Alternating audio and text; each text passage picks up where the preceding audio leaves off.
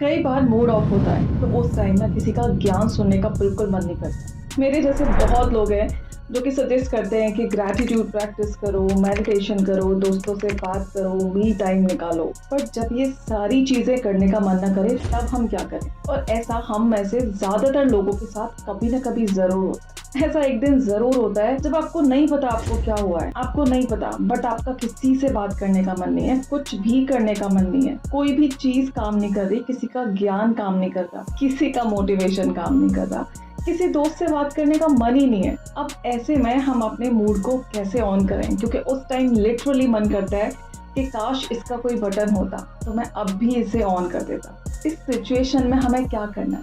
मेरे पास इसके दो रास्ते हैं। पहला सोल्यूशन प्रैक्टिकल है, परमानेंट है, जिससे आपकी प्रॉब्लम परमानेंटली सॉल्व हो जाएगी। दूसरा सोल्यूशन इंस्टेंट है लेकिन टेम्परेरी है। सबसे पहले हम जान लेते हैं कि जो टेम्परेरी सोल्यूशन है उसमें हमें क्या करना है। ऑब्वियसली इस टाइम हमारा मूड बहुत ज़्यादा ऑफ है, तो इस टाइम ना हम किसी से बात करने के, कुछ डिस्कस करने के, कुछ शेयर करने के मूड में नहीं है। तो ऐसे में हमें क्या करना है?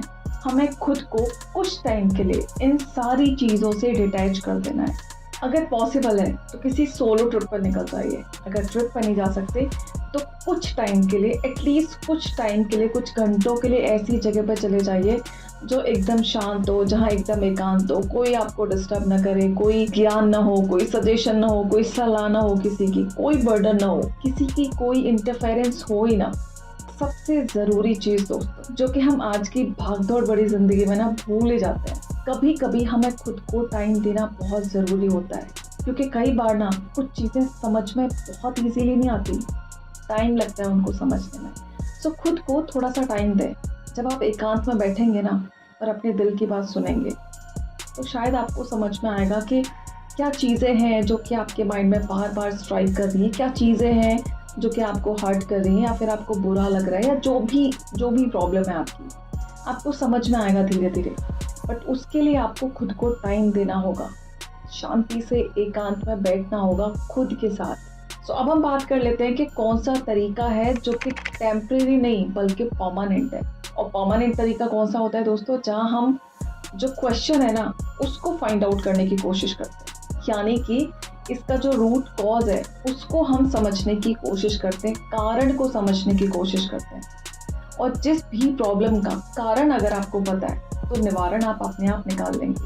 सो आपको करना क्या है? आपको बस समझना होगा कि आपका जो मूड ऑफ है वो है क्यों। ज़्यादातर जो इस तरह का मूड होता है ना कि आपको पता ही नहीं है आपको क्या हुआ है, बस मन नहीं कर रहा किसी से बात करने का, बस मन नहीं है कुछ करने का, मतलब समझ ही नहीं आ रहा हो क्या रहा है। ये जो सिचुएशन होती है ना, इसके दो ही रीज़न होते हैं। या तो आप बहुत ज़्यादा हर्ट हो किसी चीज़ से, बहुत डीपली हर्ट हो, या फिर आप किसी को बहुत ज़्यादा मिस कर रहे हो। ये दो ही रीज़न है इसके। अब इन दोनों में से आपका वाला रीज़न कौन सा है ये आपको सोचना होगा और समझना होगा कि ये क्यों है। कई बार क्या होता है ना, छोटी छोटी चीज़ें इंसान को अफेक्ट नहीं करती, बट यही छोटी छोटी चीज़ें जब बहुत ज़्यादा इकट्ठी हो जाती हैं, जब ओवर द टाइम यही छोटी छोटी चीज़ें हमारी लाइफ में चलती चली जाती हैं, तो हम उन्हें कब तक इग्नोर करेंगे? कहीं ना कहीं जाके तो इंसान ना एक बार ऐसा होता है कि बस अब काफ़ी हो गया, अब मुझे नहीं सुनना, मुझे नहीं समझना।